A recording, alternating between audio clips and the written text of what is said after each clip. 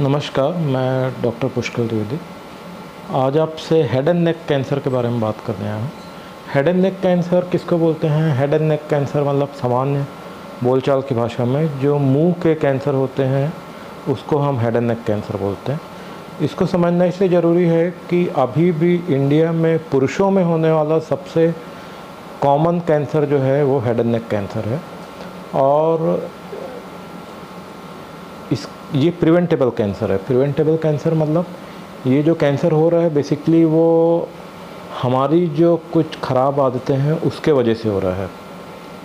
मतलब मैं सीधे सीधे यदि बात करूं तो तंबाकू से जनित ये कैंसर है, टोबैको ड्रिवन कैंसर है। अब टोबैको आप किसी भी फॉर्म में लें, चाहे बीड़ी सिगरेट के फॉर्म में लें, चाहे गुटखा खैनी के फॉर्म में लें, या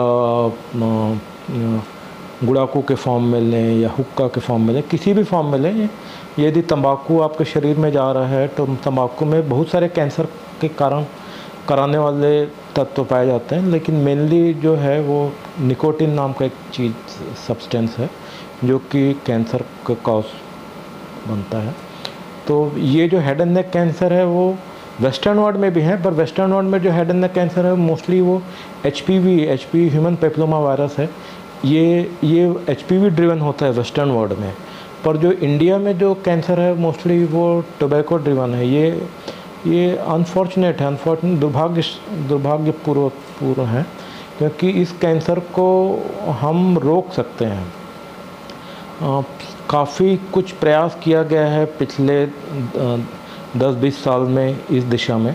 जैसे आप देखते होंगे कि सिगरेट के डिब्बी पे या तंबाकू के डिब्बी पे या पान पराग जो गुटखे की जो पैकेट होता है उसके ऊपर लिखा रहता है कि टोबैको कॉज कैंसर, और उसके साथ ही कैंसर के किसी पेशेंट की फ़ोटो भी दी जाती है। तो ये बेसिकली सुप्रीम कोर्ट के इंटरवेंशन से आया। मतलब सालों से डॉक्टर और उनकी संस्थाएं इस विषय पे लड़ रही थी, और फाइनली सुप्रीम कोर्ट इस चीज़ को लेके कन्विंस हुआ कि हाँ, टोबैको से कैंसर होता है। और उसके लिए अवेयरनेस क्रिएट करने के लिए उसने जो भी कंपनियां ये बनाती हैं उनको बाध्य किया कि आपको इस तरह की एक स्टैट्यूटरी वार्निंग या मतलब एक वैधानिक चेतावनी आपको अपने प्रोडक्ट पर लिखनी पड़ेगी।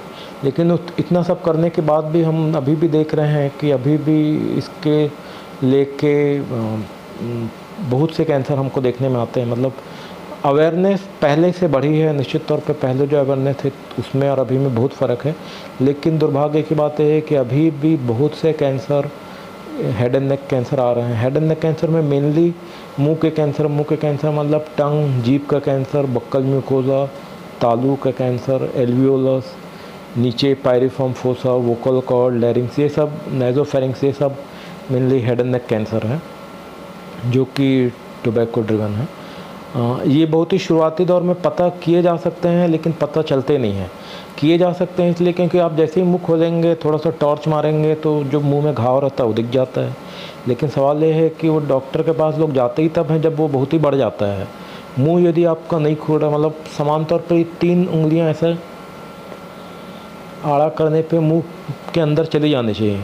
इसका मतलब ये है कि आपका मुंह नॉर्मल खुल रहा है। यदि 3 उंगली नहीं जा रही, मान लीजिए 2 उंगली जा रही है या 1 उंगली जा रही है, इसका मतलब आपका मुंह पूरा नहीं खुल रहा है। तो इसको हमारी भाषा में ट्रिस्मस बोलते हैं। ये कैंसर होने का पहला लक्षण है।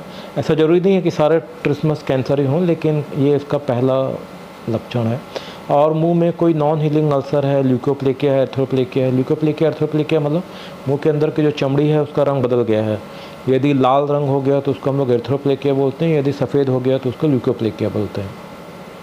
कोई मुंह के अंदर घाव है जो जिसमें कि ठीक नहीं हो रहा मतलब महीनों से घाव है वो ठीक ही नहीं हो रहा है, या उसमें ब्लड आ रहा है, गंदी स्मेल आ रही है, तो ये सब चीज़ें कैंसर हैं, कैंसर होने के लक्षण हैं। यदि वो चीज़ बढ़ी तो आपको गर्दन में, नेक में गांठ आने चालू होगी, ये भी उसका एक लक्षण है।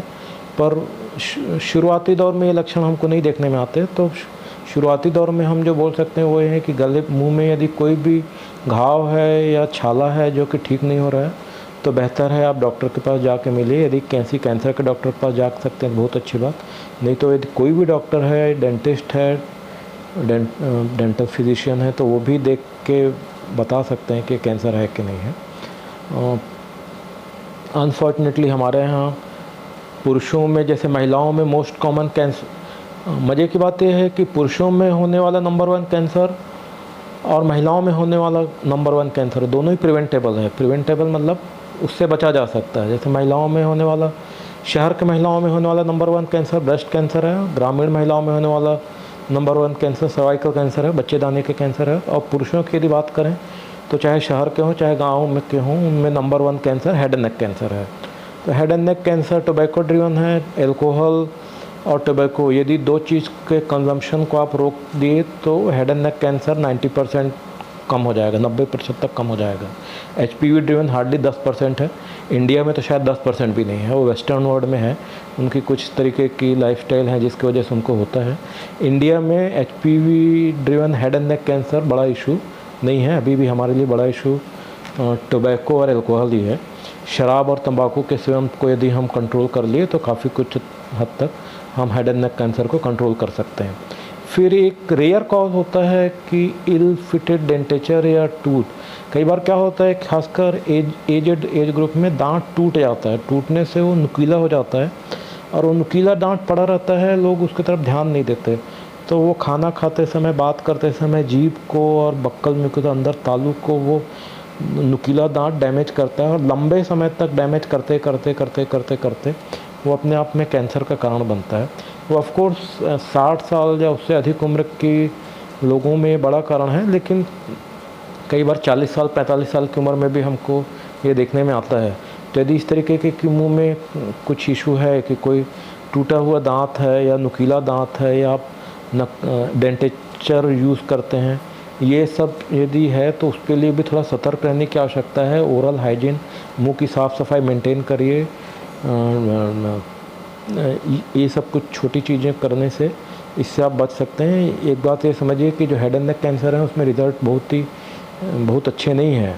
सब कुछ करने के बाद भी, ऑपरेशन करने के बाद, कीमोथेरेपी करने के बाद, सिकाई रेडियोथेरेपी करने के बाद भी 5 ईयर सर्वाइवल बहुत ही कम है। तो prevention is better than cure, ये बात हर कैंसर पे अप्लाई होती है, पर हेड एंड नेक कैंसर पे तो बहुत ही ज़्यादा अप्लाई होती है, क्योंकि head and neck cancer mostly aggressive disease है। और ख़ासकर जो टोबैको ड्रिवन कैंसर होते हैं वो तो और एग्रेसिव होते हैं। तो उसमें पूरा ठीक होने के बाद भी ज़्यादातर पेशेंट के कैंसर 5 साल के अंदर रिकरेंस होते हैं। उसके लिए एक फील्ड कैंसराइजेशन थ्योरी है। फील्ड कैंसराइजेशन थ्योरी मतलब जो भी हम तंबाकू गुटखा खाते हैं एक्चुअली उससे मुंह का पूरा हिस्सा प्रभावित होता है। तो आप एक हिस्से को काट के निकालिए तो दूसरे जगह आ जाता है, दूसरे को काट के निकालिए तो तीसरे जगह आ जाता है, क्योंकि म्यूकोज़ा जो पूरा है वो तो हर जगह का एक्सपोज हुआ है। तो आप पूरा तो काट के निकाल नहीं सकते। तो आप एक जगह काट के निकालेंगे, 2 साल बाद दूसरी जगह आ जाएगा, दूसरी जगह काट के निकालेंगे तीसरी जगह आ जाएगा। तो वो मेनली इसीलिए होता है क्योंकि वो जो म्यूकोज़ा एक्सपोज हो चुकी है कैंसर कॉजिंग एजेंट से, वो over the period of time convert होती है। ट्रीटमेंट मेनली अर्ली स्टेज में सर्जरी ट्रीटमेंट होता है, एडवांस स्टेज में सर्जरी और रेडियोथेरेपी, कीमोथेरेपी तीनों चीज़ लगाते हैं।